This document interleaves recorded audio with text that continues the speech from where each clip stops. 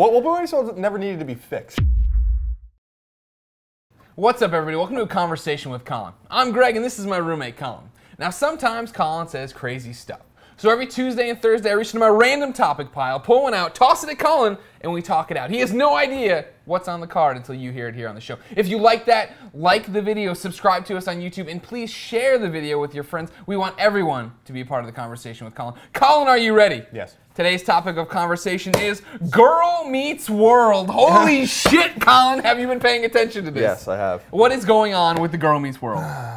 Thank you, Jake Boston, for sending it in. Yeah, so seems like a continuation. This is like a spin-off of our Boy Meets World episode from... Clearly, I think Conversation with Colin, Boy Meets World, is what sprung to life Girl Meets World. I'm happy that we were there to remind the nation that everyone loves Ben Savage and Topanga. It's like Happy Days begets Joni Loves Chachi, perhaps. Yeah. It's like... Well, I hope this is more successful than Joni Loves Chachi. Yeah, maybe, but it's also perhaps like Perfect Strangers giving us Family Matters. There you go. That's more like it, I think. All right. Yeah, but it's so apparently Disney Channel, correct? Yes.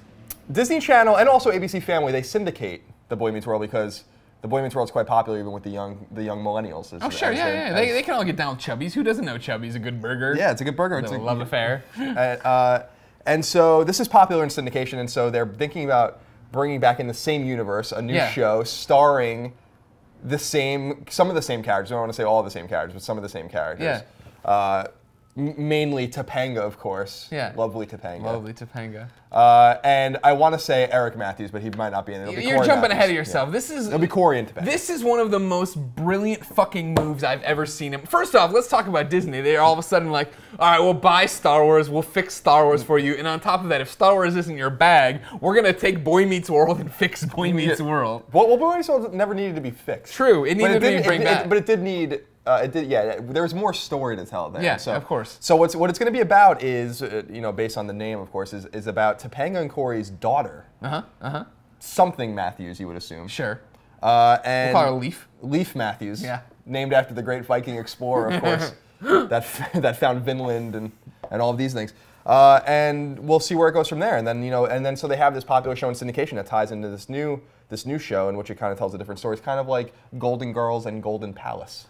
See, it is and it isn't, because this is more like real Ghostbusters and extreme Ghostbusters, where there was a long series of just dormancy where nothing happened, where we're going to be able to pick up, like, you and I, of course, love Boy Meets World. We've talked about it before. Now we are going to get a chance to relive Boy Meets World, and not only relive Boy Meets World, relive it with a series of 10-year-old girls, which I am frankly very excited about. Yes, Greg's extremely excited about that. I mean, it's good news because it reminds me a bit of the last episode or I guess it was 2 seasons now, Curb Your Enthusiasm. Sure. Where they had the entire fake episode of Seinfeld that they made, and they showed parts of it, and they brought everyone back, and it kind of gave you a window into what that show would look like in today. Correct. It obviously ended in 1998. We got to see it in like 2010, 2011, so that's pretty exciting. So yes, but this is for real, for real. Yeah. Maybe it's more like Dallas.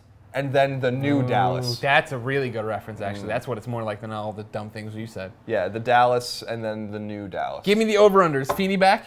Yes. Yeah, Feeney's got nothing to do. Yeah, I assume everyone will be back in some respect, even if it's a cameo or like kind of a bit part. But I make an assumption that Feeney will be teaching this young man. Of course, daughter. he has. He's done. Corey graduated, so there's no reason for him to be in college anymore. Yeah. So he's swung back to go to sure, elementary or middle school. He stopped being the dean of college like he was in the end when Boy Meets World ended its series, and then he was like, you know what, it's time to get back to my roots, get back to teaching. What if Corey and Topanga have the same houses? What if they took over the Matthews estate? Because something tragic happened to the Matthews family? Yeah, well, I mean, I think we all knew the dad and mom were going to break up at some point. Yeah. They were never on the same page. No. So it's time that they got divorced. I think a lot of that started to fall apart when the dad opened that sporting goods store. What the hell was he thinking? He wanted to sell like kayaks and shit. Yeah, it was weird. It was like an move. outdoor, and Eric worked there. Yeah, well, that of course, Eric's got no motivation. Eric's going to be the worst uncle ever. Eric's going to be awesome. Because he's the best character. Well, he's half touched. He's not a very smart man. It's the Stifler effect, what we've called the Stifler. Well, talk about the Stifler effect a little bit. So Stifler was obviously the greatest character in American Pie and American Pie 2, but then in American Pie 3, American Wedding. Yeah. They went too far with Stifler's character, so he became a parody of himself, where he like was too over the top. And then of course, so stupid. They brought him back though. In American Reunion, which we went to the theater to see opening day.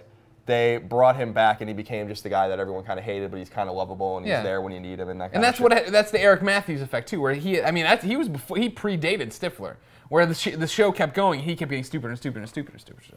So we'll see. We'll see what happens. It's not, and there's nothing final about this. I mean, we did get our hopes up. Speaking of season 1 of a conversation with Colin about Jericho coming back on Netflix, and we've heard nothing about that. So who knows if this will go anywhere? I think the reaction of the internet has shown Disney that Girl Meets World has to happen. Of course, Ben Savage dusting off his acting chops. He's been resting. He's been waiting for this to happen. Raring to go. Living off of that syndication cash. That's what you got to do. It's got to be fat cash, right?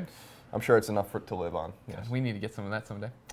Ladies and gentlemen, that about wraps it up for the conversation on Girl Meets World. But what do you think? In the comments below, let us know if you're ready for a Boy Meets World spinoff. Also, let us know what you want to see us talk about. You can get your topic into the random topic pile simply by leaving it below. Until then, I will continue to surprise Colin with topics of conversation every Tuesday and Thursday until we get back to the next one. I hope you have a conversational day.